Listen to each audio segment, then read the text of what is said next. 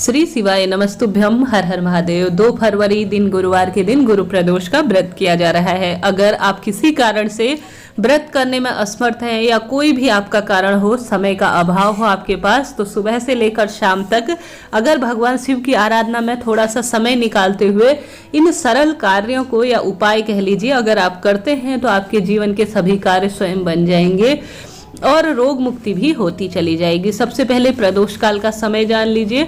गुरु प्रदोष व्रत हो या कोई भी प्रदोष व्रत, उसमें शाम की पूजा सूर्य अस्त होने से 45 मिनट पहले और बाद की पूजा उपाय करने के लिए सर्वश्रेष्ठ मानी जाती है। प्रदोष का जो पूजन होता है वह प्रदोष काल में ही किया जाता है। स्क्रीन पर आप प्रदोष काल का समय देख पा रहे हैं, तो इस समय कोशिश करें कि आप उपाय करें। तो देर न करते हुए सबसे पहला सरल उपाय गुरुजी का है जो आप सभी को शेयर करना चाहूंगी।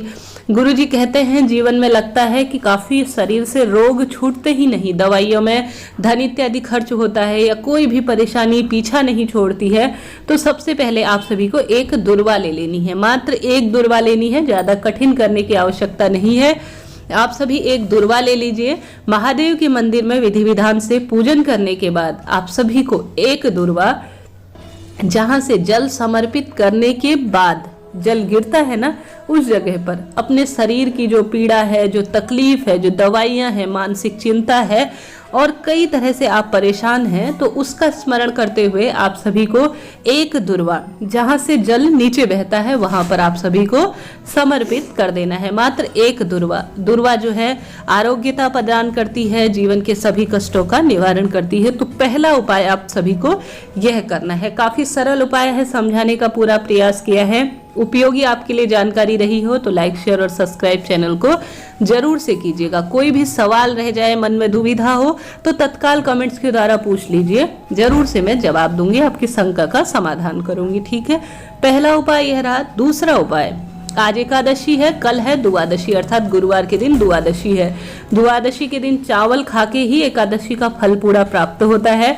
अगर द्वादशी के दिन चावल के कोई उपाय किए जाए तो तत्काल फलित होते हैं। चावल का दान देकर ही एकादशी का व्रत का पूर्ण फल मिलता है, तो द्वादशी के दिन चावल के उपाय तत्काल फलित होते हैं। तो दूसरा उपाय अगर आप कर सकते हैं तो 108 चावल के दाने, खंडित ना हो इस बात का ध्यान रखें, आप ले लीजिए। और गुरुजी कहते हैं या तो षडाक्षर मंत्र या पंचाक्षर मंत्र या श्री शिवाय नमस्तुभ्यम बोलते हुए एक एक करके 108 दाने महादेव के ऊपर जरूर से समर्पित कर दीजिएगा।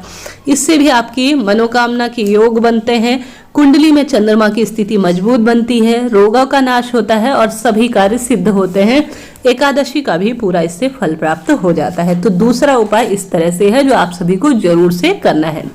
तीसरा उपाय है, अगर आप प्रदोष का व्रत नहीं कर सकते, कोई उपाय नहीं कर सकते, कोई पूजा नहीं कर सकते, तो इन 3 जगहों पर आप दीपक लगा देते हैं तो आपके सभी कामना सिद्ध हो जाती है। गुरुजी कहते हैं श्री हरि विष्णु का विवाह जब माँ लक्ष्मी से भगवान शिव ने कराया था, तो माता लक्ष्मी बोली, हे प्रभु, हे महादेव, आप जो कहेंगे मैं वह करने के लिए, अर्थात आप कुछ आदेश दीजिए। तब महादेव बोले, हे लक्ष्मी, तुम जो है जब प्रदोष का व्रत हो, शाम को मैं भ्रमण पर निकलूं प्रदोष काल में, तब तुम इन 3 वृक्षों के नीचे विद्यमान रहना, अर्थात जरूर से पधारना, जिससे कि जो भी भक्तजन यहाँ दीपक प्रज्वलित करने आए तुम उनके पीछे पीछे चले जाना और उनकी सभी धन संबंधी परेशानियों को दूर करना। तो वह 3 वृक्ष हैं, पीपल, आंवला और शमी वृक्ष। अगर संभव हो तो प्रदोष काल में, प्रदोष के दिन कुछ भी नहीं कर सके तो इन 3 जगहों पर दीपक लगाने का प्रयत्न कीजिएगा। ठीक है, माता लक्ष्मी के नाम के लगेंगे तो यह लंबी बत्ती के लगेंगे, इस बात का भी ध्यान रख लीजिए और इससे धन की कमी आपकी दूर हो जाएगी। तो यह उपाय भी अपने आप में है। कुछ भी नहीं कर सके तो यह उपाय कर लीजिए। एक उपाय साथ ही आप सभी को और बताना चाहूंगी। गुरुजी कहते हैं आप प्रदोष के दिन, प्रदोष काल में अगर शिव मंदिर जाते हैं या पूरे दिन भर में शिव मंदिर जाते हैं, तो जो आपकी हथेली है ना, आपका जो हाथ है उसकी हथेली है, जहां से जल बहता है, बिल्कुल कोना, लास्ट का कोना, वहां पर अपने हाथ की हथेली लगाकर अपने मन की कामना कहते हुए, मन की पीड़ा कहते हुए षडाक्षर मंत्र, पंचाक्षर मंत्र, श्री शिवाय नमस्तुभ्यम आप बोल देते हैं तो भी आपके सभी कार्य सिद्ध हो जाते हैं और मनोकामना पूर्ण होने और रोग मुक्ति के योग बनते हैं। तो इस तरह से सरल जो उपाय है वही आप सभी तक पहुंचाए हैं। जो गुरुजी के ही हैं, सरल भाषा में उपयोगी रहे हैं। कोई सवाल हो जरूर से पूछ लीजिएगा। मिलते हैं इसी तरह की अगली वीडियो में। जय माता दी, राधे।